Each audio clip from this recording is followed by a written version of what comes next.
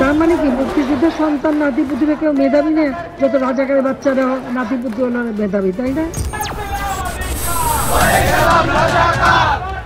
আমরা যখন জুলাই আন্দোলনের সময় যখন লকডাউন দিয়ে দেওয়া হয় পুরো ক্যাম্পাসটা, তখন যেটা দেখা যায় যে আমি যে ক্যাম্পাসে থাকি সেই ক্যাম্পাসের মেন রোড থেকে বের হলে আমাদের যে পলাশী যে জায়গাটা, তো সেই জায়গাটায় যে মানে একটা বিস্ময়কর ঘটনা ঘটে, সেটা মানে খুবই মানে আমাদের কাছে অনেক আনসার্টেন লাগে।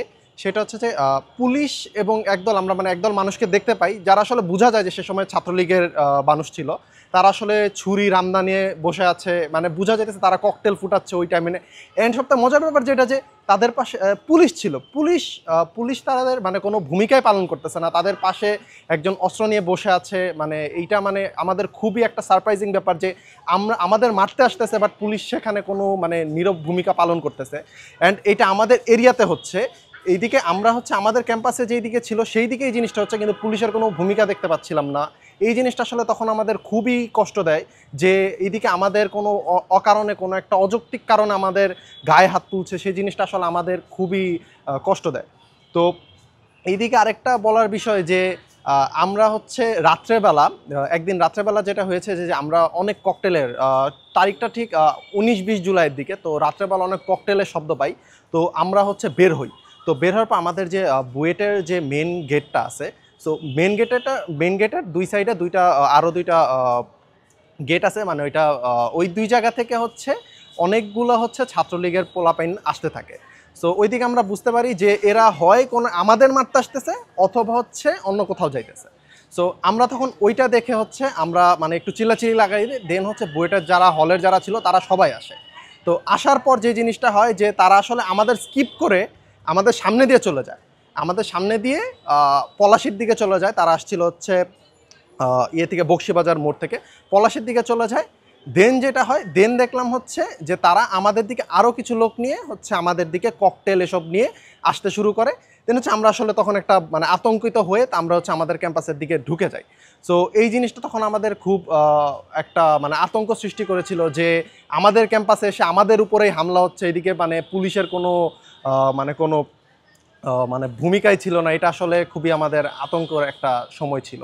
আকাঙ্ক্ষার জায়গাটা আসলে যখন আন্দোলনটা শেষ হয়েছিল, আমরা যখন দেখতে পারলাম যে হ্যাঁ একটা ইন্টারিম গভর্নমেন্ট সৃষ্টি হয়েছে, অ্যান্ড আমরা তখন অনেক আশা ছিল যে আসলে এই গভর্নমেন্টে যারা যারা ছিল তাদেরকে আমরা অনেক বেশি বিলিভ করছি। অ্যান্ড আমার মনে হয় যে তারা চেষ্টা করতেছে, বাট আমার কাছে যে জিনিসটা লাগছে যে তাদের যে সিচুয়েশন হ্যান্ডেল করা, এইদিকে আসলে অনেক অনভিজ্ঞ মানুষজন এইদিকে আছে, যার ফলে আমার যে জিনিসটা মনে হচ্ছে যে এইদিকে আসলে কিছু এমন মানুষকেও রাখা দরকার ছিল যাদের অভিজ্ঞতা অনেক বেশি আছে। সো এর ফলে যেটা হচ্ছে যে আসলে দেশের সিচুয়েশন নর্মাল হতে পারতেছে না, যেই জিনিসটা হচ্ছে কারেন্টলি অনেক জরুরি।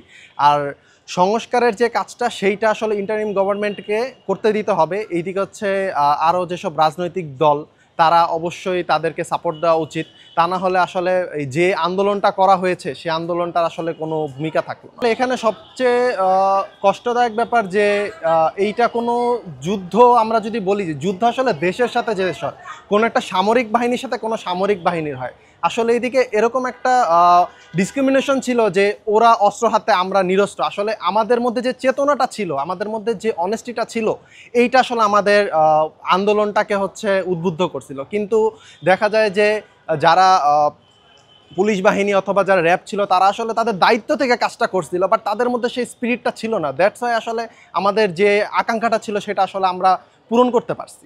আমাদের আসলে কোটার যে ব্যাপারটা ছিল যে হ্যাঁ আমাদের কোটা নিয়ে তেমন চিন্তা ছিল না, হয়তো আমাদের চিন্তা ছিল না পড়াশোনা করে বাইরের দেশে কোথাও চলে যাব, এই দেশে থেকে কি হবে। কিন্তু আমাদের কাছে এই দেশে থেকে বড় কথা ছিল যে এইদিকে এমন একটা কাজ হতেছে যেটা হচ্ছে একটা মানে রুলসের বাইরে। সো রুলসের বাইরে যে কাজটা, সেই কাজটার বিরুদ্ধে আসলে প্রাইভেট ইউনিভার্সিটি সেটা বড় কথা না, সেটা হচ্ছে একটা প্রত্যেকটা মানুষের দাঁড়ানো উচিত যে এখানে একটা মানে অমানবিক কাজ হচ্ছে। এটা আসলে আমাদের ভার্সিটি অথবা যে কোনো এটা ম্যাটার করে না, এখানে ম্যাটার করে আপনার মানবিকতাটা ম্যাটার করে যে আমি একটা মানুষ হয়ে কেন হচ্ছে এরকম একটা নৃশংস একটা হত্যাকাণ্ড চলতেছে সেটার বিরুদ্ধে কেন দাঁড়াবো না। ক্রেডিটের ব্যাপারটা আসলে কি, ক্রেডিটটা আসলে আমরা ক্রেডিট নিতেও আন্দোলনে নামি নাই, অ্যান্ড আমাদের ক্রেডিটের প্রয়োজনও হয় নাই। এখন যারা ক্রেডিট নিতেছে দেখা যাবে যে দিন শেষে তাদের অবদান খুবই সামান্য ছিল, কারণ যারা আসলে একদম মাঠ পর্যায়ে ছিল, যারা একদম আন্দোলনের ভিতরে ছিল, তারা আসলে জানে যে ক্রেডিট নেওয়াটা মানে হয়ে যায় যে নিজের ভাইদের সাথে বিশ্বাসঘাতকতা করার মতো হয়ে যায়, যে আমি তো একা ছিলাম না, আমার সাথে আরও যারা ছিল তারা ছাড়া এই আন্দোলনটা সফল হতো না। তো আসলে বলা যায় যে ক্রেডিট নেওয়া আর না নেওয়াটা আসলে নিজের ব্যক্তিগত ব্যাপার, অ্যান্ড এই ব্যক্তিগত ব্যাপারটা আপনাকে বোঝায় যে আপনার ক্যারেক্টারিস্টিকটা কেমন। এইদিকে প্রথম কথা হচ্ছে যে এটা অসম্ভব ছিল এরকম কিছু না, কিন্তু এইদিকে যেই কাজটা হয়েছে যে 16 বছর ধরে একটা দেশকে এমন একটা পর্যায়ে নিয়ে যাওয়া হয়েছে যেই জিনিসটা আসলে 1 বছর 1-1.5 মাসে অথবা 1-1.5 বছর আসলে করা সম্ভব না আমার মতে।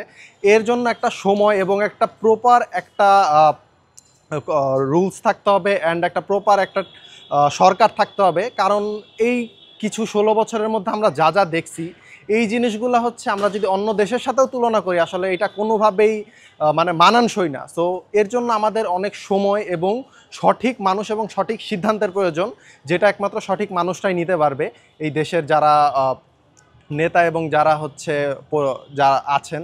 সো আমার মতে যেটা যে এখন সময়টা হচ্ছে যে তাদেরকে পর্যাপ্ত সময় দিয়ে সবাইকে নিজ নিজ অবস্থান থেকে সহযোগিতা করার মাধ্যমে আসলে আমরা যেই রিফর্মটা সেটা আসলে ফুলফিল করতে পারবো। রাজনৈতিক হিসাবে কোনো একটা দলের ক্ষেত্রে আসলে অন্যান্য দল যদি সমালোচনা না করে তাহলে সেটা রাজনীতি হয় না। সেই হিসাবে বলতে পারেন যে আমরা বলতে পারি যে রাজনীতির ক্ষেত্রে সমালোচনা করাটা যৌক্তিক এবং এটা থাকতেই হবে রাজনীতিতে। তা না হলে বর্তমানে যারা ক্ষমতায় আছে তারা আসলে তাদের কাজটাকে ভুল ধরিয়ে দিবে সেই রাজনৈতিক দল, কিন্তু সেই সমালোচনাটাকে কোনো একটা দাঙ্গাতে পরিণত করা যাবে না, যে জিনিসটা আসলে বর্তমানে দেখা যাচ্ছে। কিন্তু আসলে আমার কাছে এটা খুবই দুঃখজনক লাগে।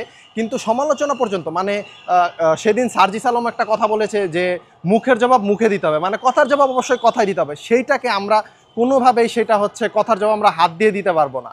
সো আমার মতে সমালোচনা করাটা জরুরি। সমালোচনা না করলে দেশের আসলে যেই ক্ষমতায় আছে তারা আসলে বুঝতে পারবে না তাদের ভুলটা কোথায়, তাদের ভুলটা ধরিয়ে দেওয়ার জন্য সমালোচনা করাটা জরুরি।